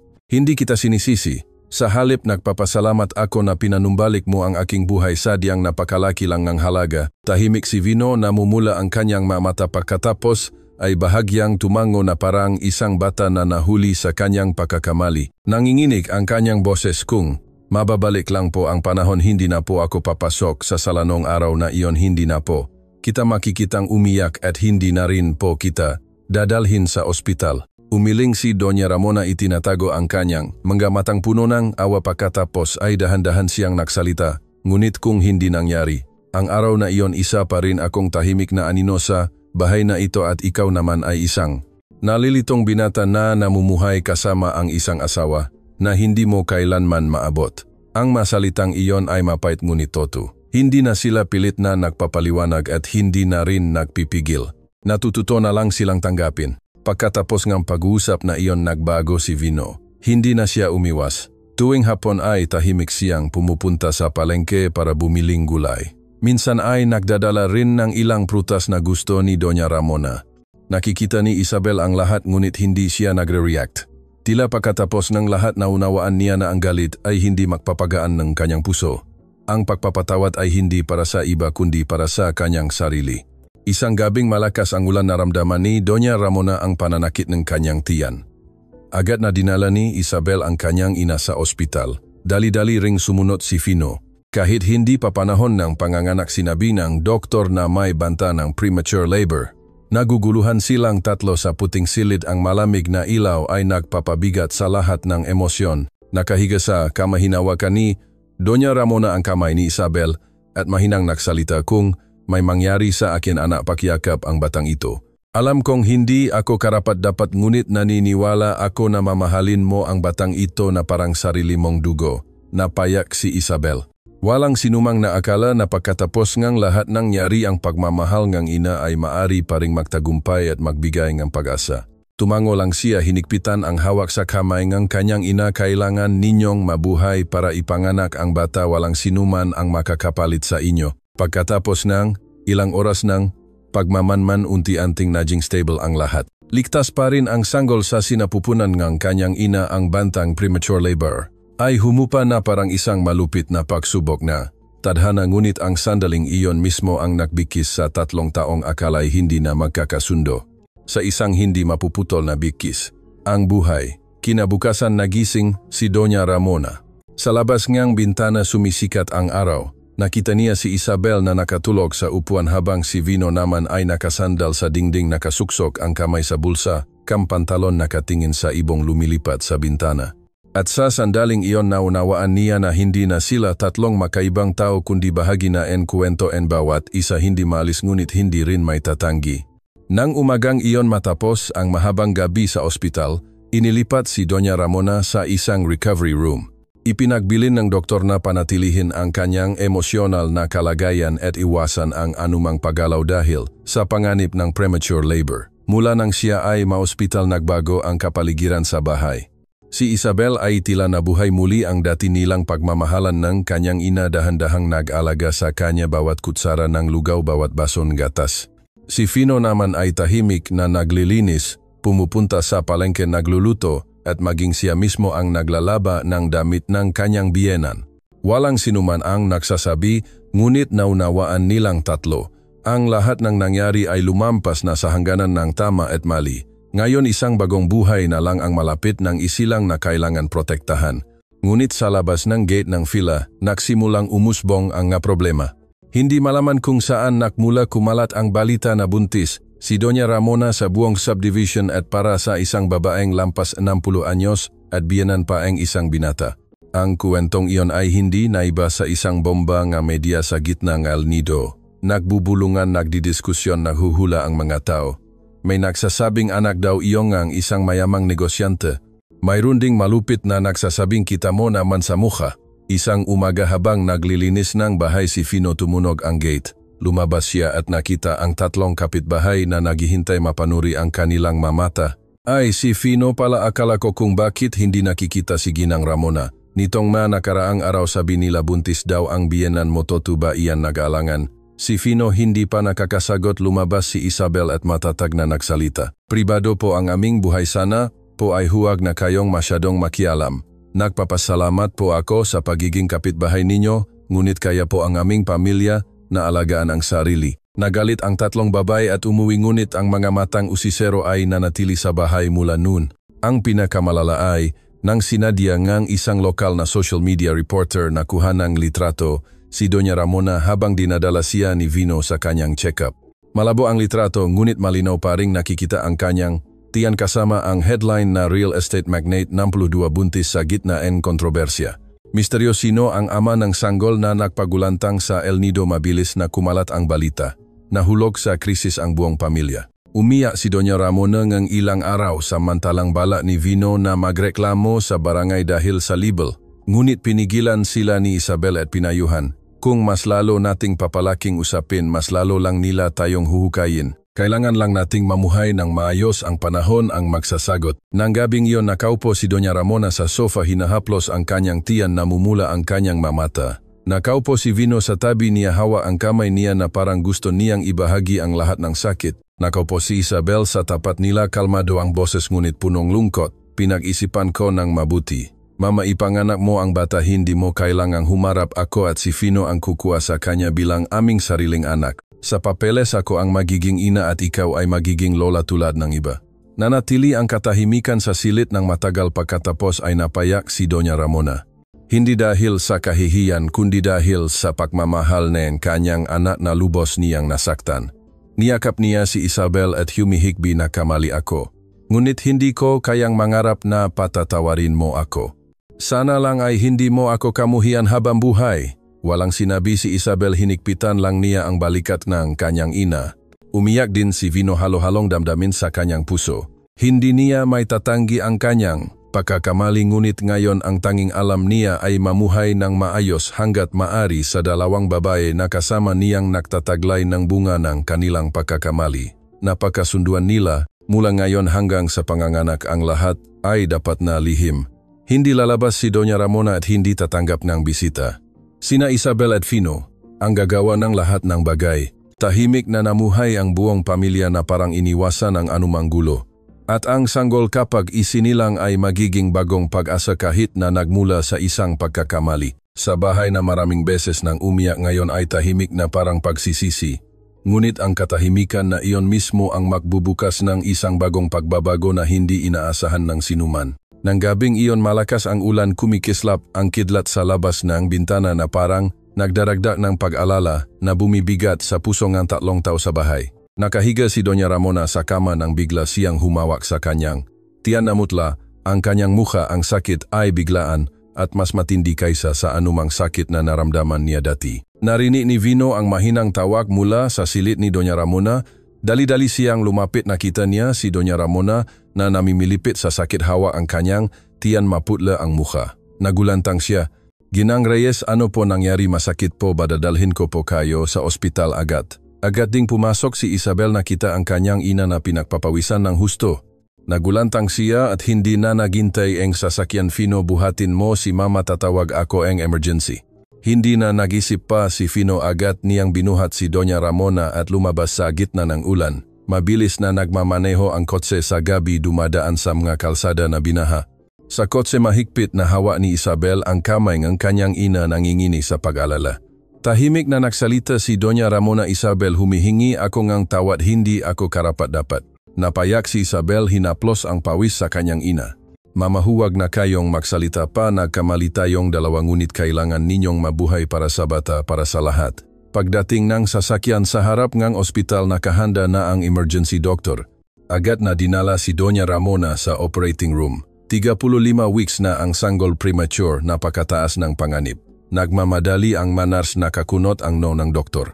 Sina Isabel at Fino ay wala nang magawa kundi maghawak kamay at maghintay sa mahabang pasilyo. Lumipas ang 2 oras, pagkatapos ay 3 oras lumabas ang isang babaeng doktor, tinanggal ang kanyang face mask, nagbuntong hininga, ginawa namin ang lahat ng aming makakaya. Parehong ayos ang ina at ang sanggol, ngunit mahina ang sanggol kaya kailangan siyang ilipat sa incubator, at si Doña Ramona naman dahil sa kanyang edad ay nangangailangan ng espesyal na pagmamanman. Napayak sina Vino at Isabel, maluhang ang pag-asa ng buhay na ibinalik mula sa kamatayan. Ngunit ang kagalakan na iyon ay hindi nagtagal, naganap ang isa pang pagkagulat.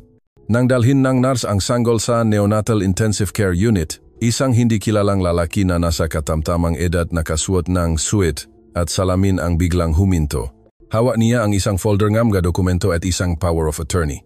Tiningnan niya ng matalim ang sanggol at malamig na nagsalita, ako si Abogado de la Cruz, legal representative ni G.